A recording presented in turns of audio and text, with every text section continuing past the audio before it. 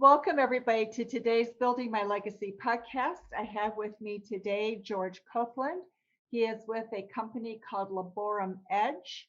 He does digital marketing, and he has a very fascinating concept in today's world, I think, because he talks about how to win in business by leading with integrity. And certainly, building legacy is all about that. Before we get into how you came about that, George, let's talk a little bit about your business, what brought you to your business, and then let's talk a little bit about what makes your business thrive. Okay. Well, first of all, thank you, Lois, for having me. This is an exciting opportunity to talk about integrity and how it's associated with digital marketing specifically. And as you mentioned today, it's an interesting term that I think is not, we don't see enough of it in today's world. And when it comes to integrity, I could talk about it in so many different ways. And I think I'd like to start with how I got started, like you just said.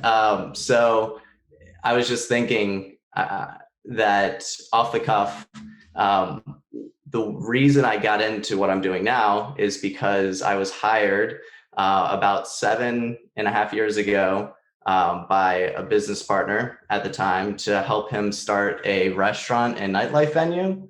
And so I had a background in music management and nightlife promotions. And so after doing that, I went to the radio station. And then from there, I was hired by this guy to help him open up a venue. And part of my job was to do all the marketing and promotion. And they needed a website. So I went and I hired someone that I thought I could trust to build the site. And we're at opening night or the opening day of the venue, and we didn't have a website. And I'm like so frustrated. And not only that, but we'd already paid him all the money to build this thing. So I'm embarrassed. I have to go to my mentor business partner and explain to him that we don't have a website and I'm not going to get any more money approved for that. So I have to go figure out a solution. And I just happened to teach myself how to build websites pretty quickly. And I built one for the nightlife venue and one for the restaurant. And I found a lot of joy in doing it. And I got a lot of good feedback from it. So from there, once I was done with that project, I ended up going back into my list of contacts from years past.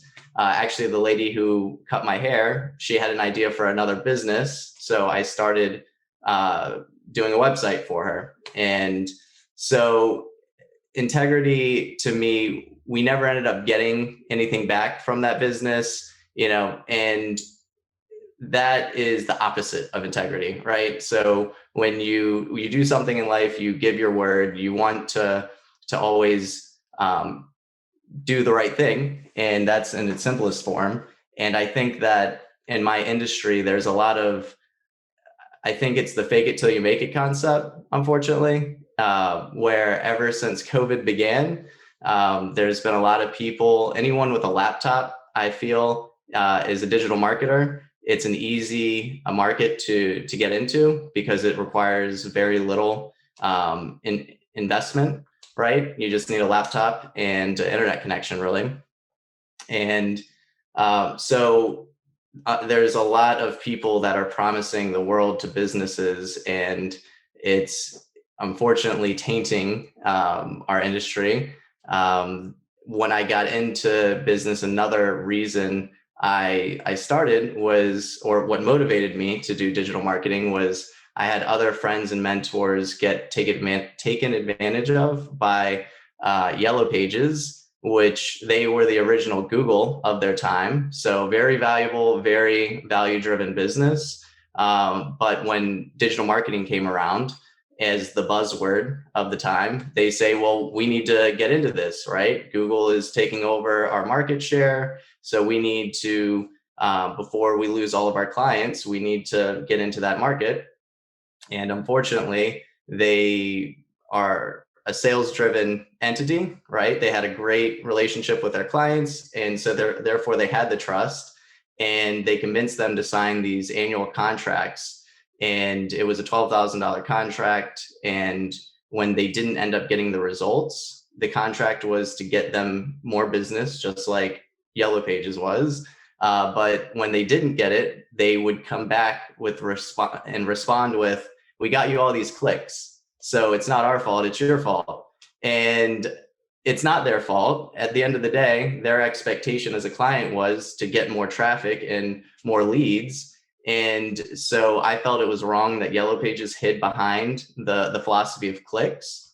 And so it's our responsibility as marketers today, when we have tools at our disposal, to get the data to show exactly how many leads or how much traffic you're getting to your website, what those sources are, how much you're spending on each source. Google Ads is a big tool that we use, or resource that we use.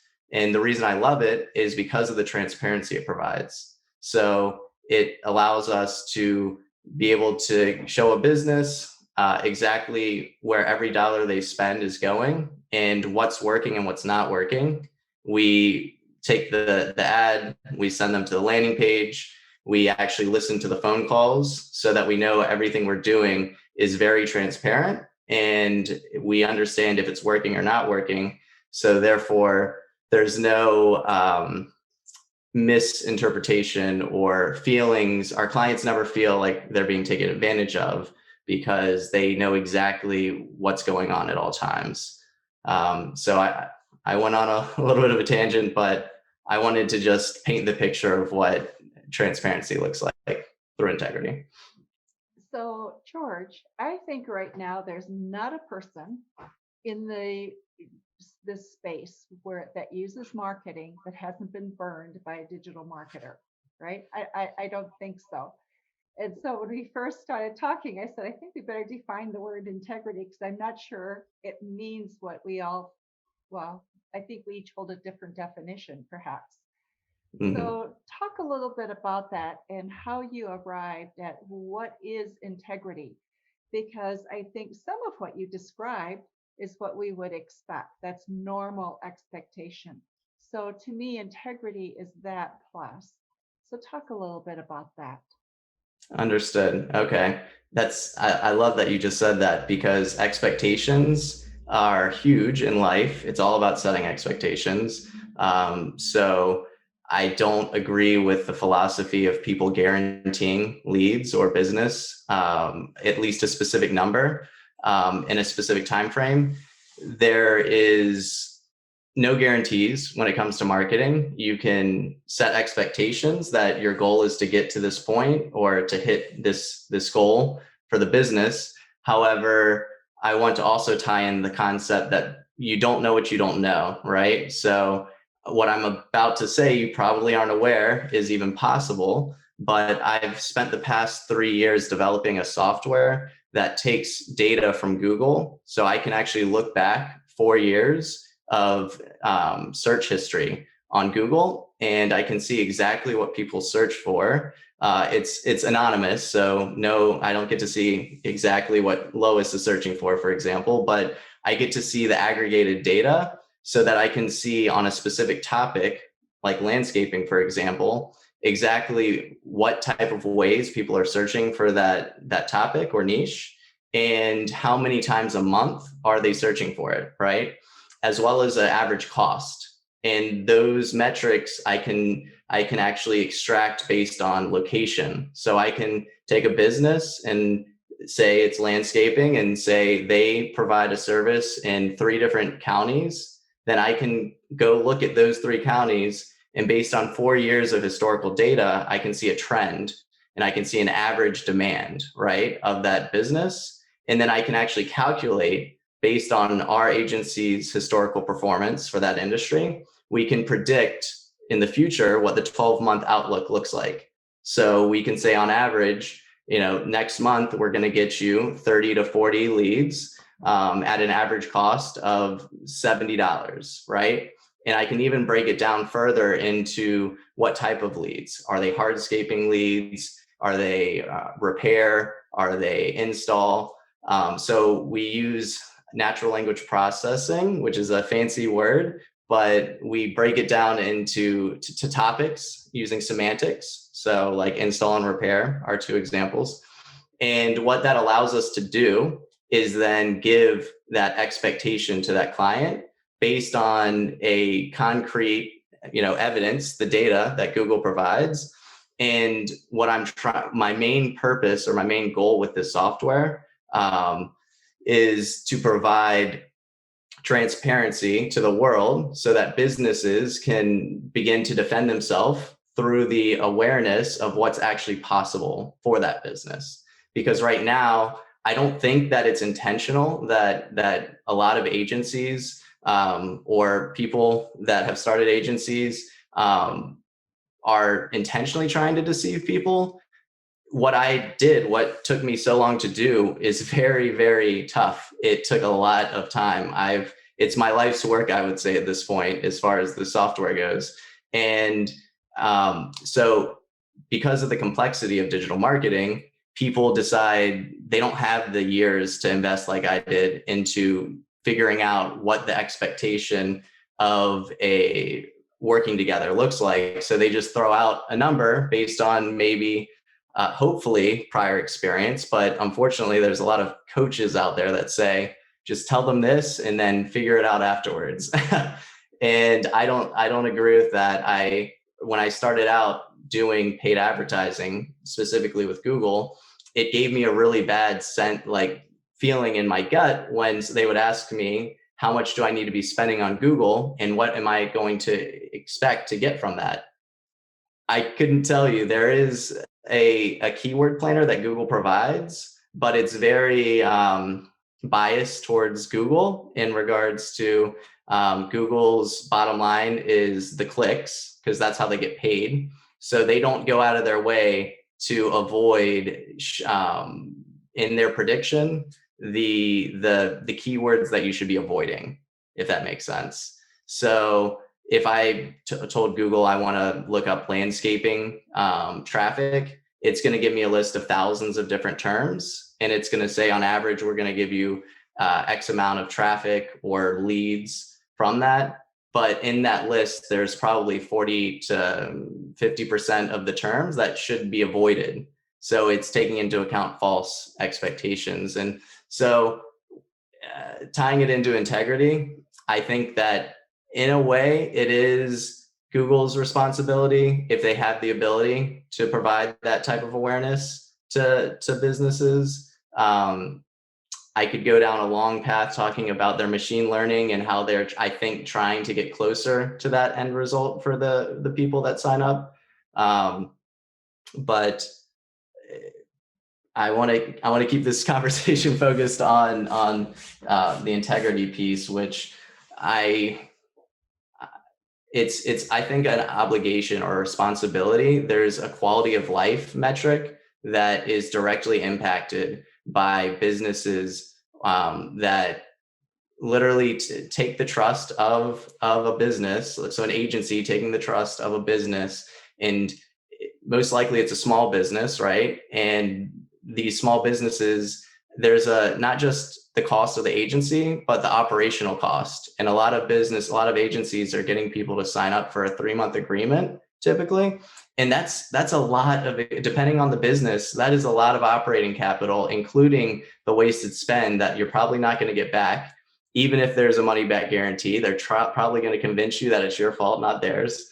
And it's really not good for our economy. I think everyone agrees that small businesses are the backbone of our economy. And if we've got thousands and thousands of, one-man show agencies that are basically selling everyone the world, golden promise, and then not delivering, it, like you said, it puts a bad sentiment into, it makes my life a lot more difficult when I do try and sell businesses because they just think that we're like everybody else. And that doesn't hurt me as much as the fact that they're getting hurt as a business, because not only then are they not going to most likely work with me, but now they're hurting themselves even further, because if they would work with us, they would get the results that they need. And it's already a leap of faith without being burned in the first place, because we're not a cheap service, because it's a very difficult thing to do what we do. And so it's a whole nutshell that we have to kind of unwrap or unravel that I think, again, starts with transparency and knowledge. I think if businesses and agencies both understood the real opportunity within their industry that they're trying to market, and easily access it through a software like we're developing, then I think that would really help the dialogue and the foundation that the conversations are started on between agency and business. So do you license that software? So if other agencies are listening and they are curious, is it possible for them to license the software from you? My goal was, so it's been a work in progress. We're working with a development firm. Myself, I can't take credit for being a full-fledged developer. So I'm more the product manager, designer of the project. And my hope is within 6 months, we can have a public facing software that we can give people access to. For now, I've developed an MVP version of it in-house that we have been using for the past year or so, and year and a half. There's so many iterations to it. Technically, the first version was about 3 years ago in an Excel document. But to answer your question, it's not available yet. It breaks my heart that's not available, especially because of through COVID, there was actually a boom in our industry because everyone needed to go to digital marketing. And so I hope 6 months from now, I'll keep you in the loop. Okay, we'll be eager to hear what happens. And for those of you who are listening, we'll have information in the show notes for you as well, so you can continue to be in contact should you want information down the road. So when you have this information, integrity, there's a fear I think people have about digital marketers. Is it a burn of money? Does it really produce a result? Would I do better with just a drip campaign? Or am I better with the old-fashioned process of networking and just going and getting my customers? So what's your experience and what would you say to that? That's a great question. So it depends on the stage of where you're at with your business and the type of business, to answer your question. So I'll start with the drip marketing, right? Which is based on the stage of your business. If you don't have a list yet, if you don't have a database of subscribers or customers, then drip marketing, database reactivation is an industry term we might use for those types of campaigns, aren't going to serve you very well, because you don't have any buy-in, you don't have trust, you don't have a brand built up that people will buy into your drip marketing campaigns for the most part. And then when it comes to word of mouth, we all know that that is the true and tried form of marketing that's never going to go away. And I would not have integrity to say that that is the form of marketing that will always beat any form if it's done properly. Speaking of integrity, if you have it, then it's going to help you with your word of mouth, because there is a hack that I don't agree with when it comes to using online social media for word of mouth. There's actually you should always trust but verify in life. So there are actual people that make deals with other businesses or people, and they will shout them out in groups and say, this person helped me. And that is a form of word of mouth that people trust. And then when they do that, it really does stimulate that trust and that engagement to hire that person. But what they don't understand is behind the scenes, there might be a deal worked out where the person who made that post is going to get a cut percentage of the revenue that was brought in through that post. And I'm probably going to get a lot of hate for telling people that, but it's a fact that does happen.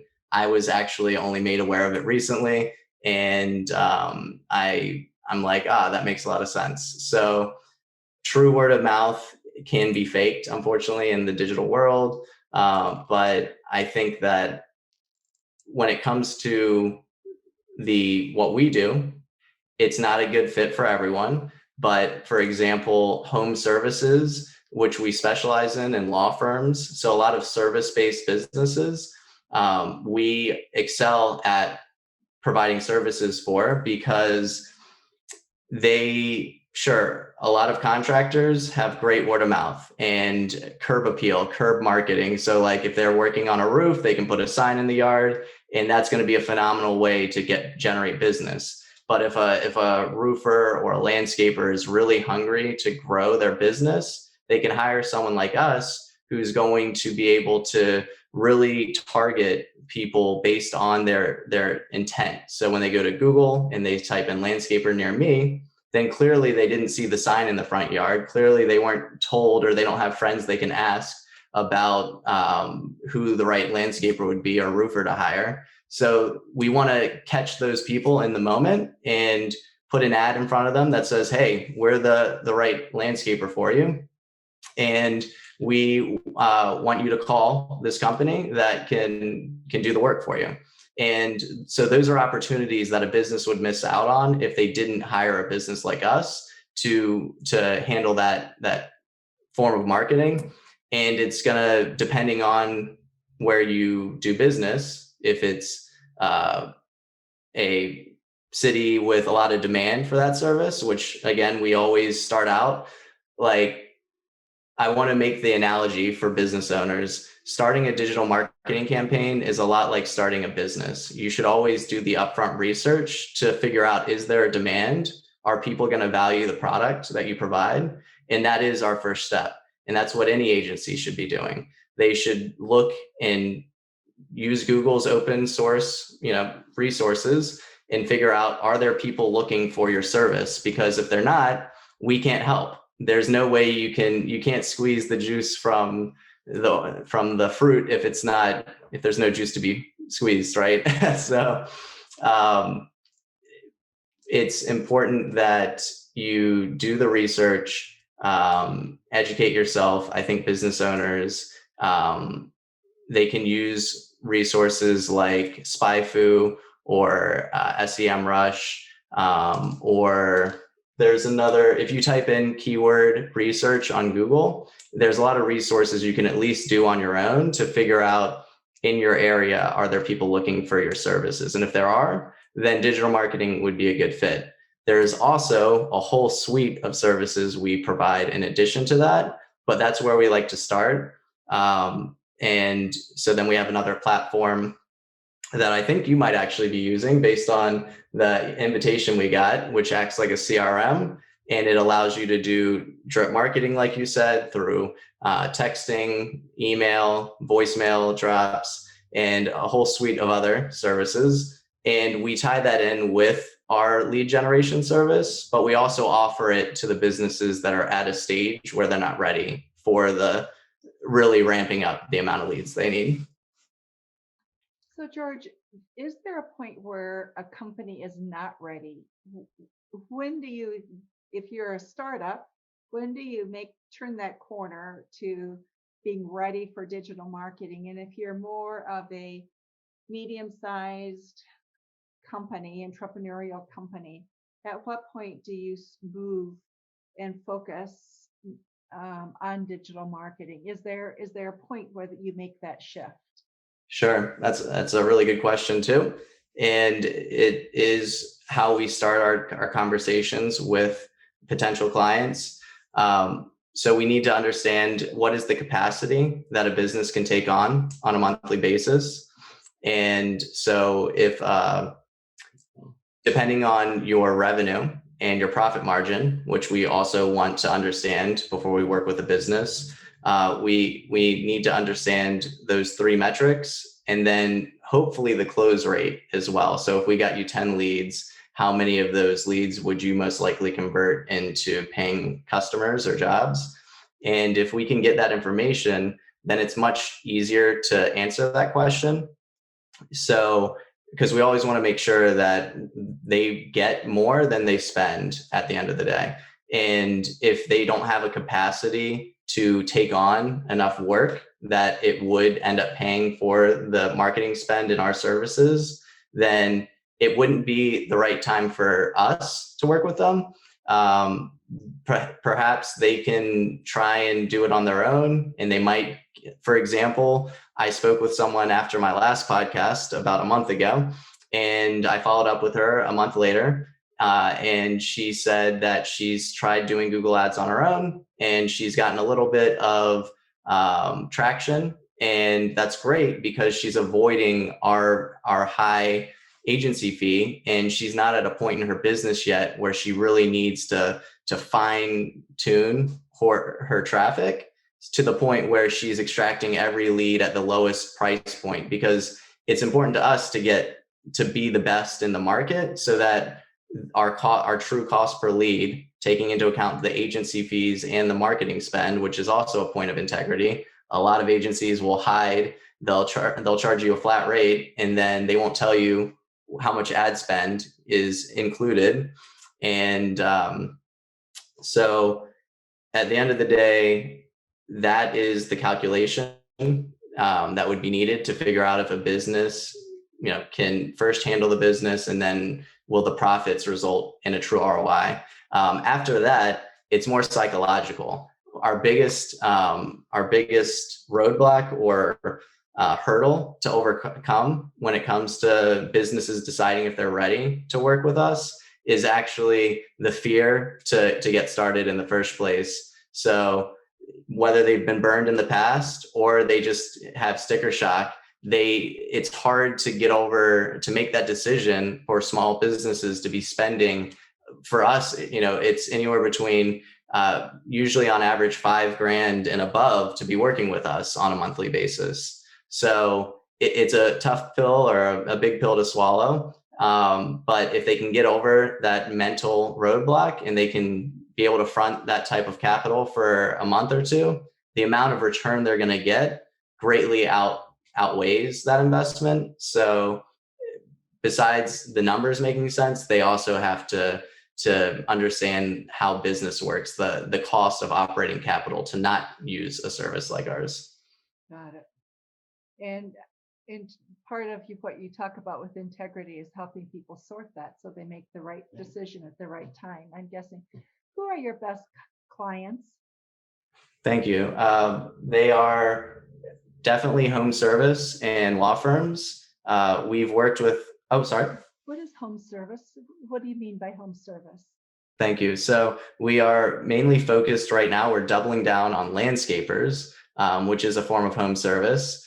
But any home service is general contractor is a very broad form of home service. Someone who installs pools, pest control, roofers, siding, gutters, doors. We've worked in all these different industries. And the reason they work so well for us is because their profit margins per project or per job or their bottom line profit really is so high that we've, in the first month, been able to pay for our services for a whole year with some certain contractors. For landscapers, if they do hardscaping, it's a perfect fit for us. If they focus just on maintenance and lawn services, it's a little more challenging because it's more of a lifetime value that we have to calculate. That's also a metric I should have brought up, because their retention is important to whether or not it would make sense. How long have they been in business and how long are they usually keeping customers for? Because if they're only keeping customers for 3 months and making $50 a yard per month, then $150 revenue, not including cost of goods or services, is not going to make sense to work with us at the end of the day. Yeah. So, yeah. So, George, our time is almost up. And so things that we have not talked about that you think people should think about, know about, or that you do really wonderfully that you would like people to hear about as well. So something that I'm trying to get the message out about right now for businesses that they can do on their own and can really help them. grow is Google My Business. It's a free service that Google offers to all businesses.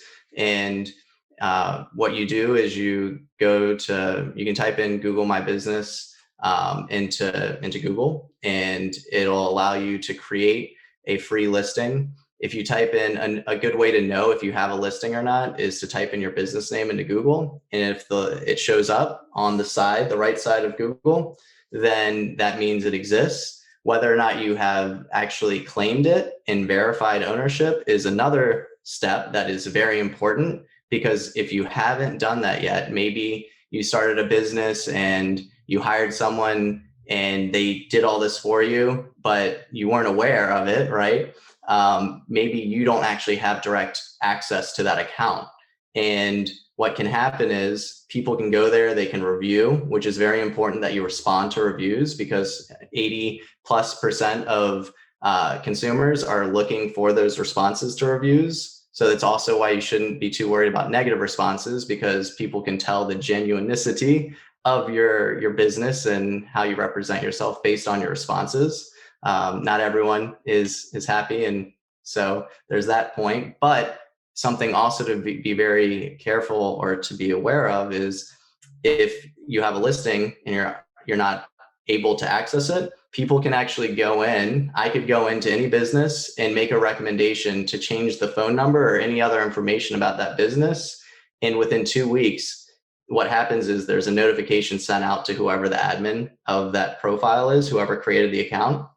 And if they don't respond, Google's going to then assume that that recommendation is accurate, and it's going to update that profile. So if I was an unethical or a lack of integrity agency and I had a landscaper in a certain area, what I can do, I have a resource.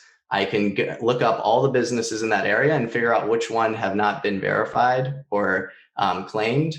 And I can actually change the phone numbers of all those listings to different numbers that would be sent to my client. Right. So that's something I wanted to just mention. It's very important. If you go to our website, which you can get to by typing in market.digital. So instead of .com, it's .digital. Market.digital, it'll take you to our website. You can click on the blog section, and we have 3 different blog posts talking about Google My Business, how to get it, how to protect yourself.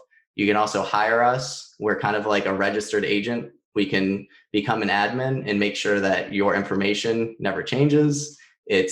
And the final thing I'll note, if I can, is the reviews help you get listed. Not only the reviews, but making posts as often as you can on the profile will help you get listed organically. So things that you don't have to pay for. If you ever type in coaching near me or landscaping near me, you're going to see a map section with 3 different business results.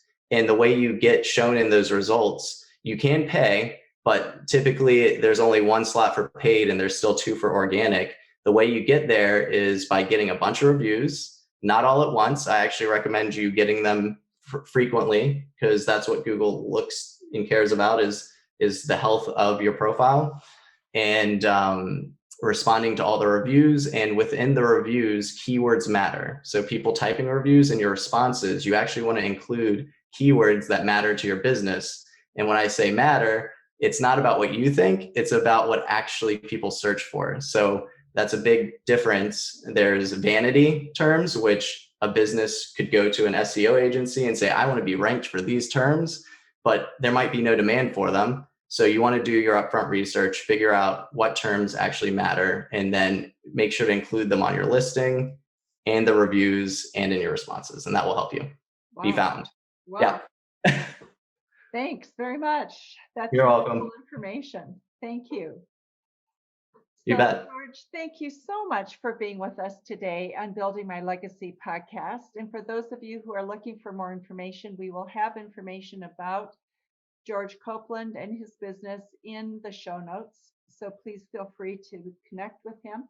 And if you would like some help, certainly feel free to contact us. And then remember to visit our website at www.buildtomorrow.com and our social media sites as well. Thanks very much, everybody, for being with us today. Thank you, Lois. Thank you for watching my video. Don't forget to like, subscribe, and click the bell button above. Leave comments. We'd love to hear what you think. And visit our other social media links as well. Thanks much.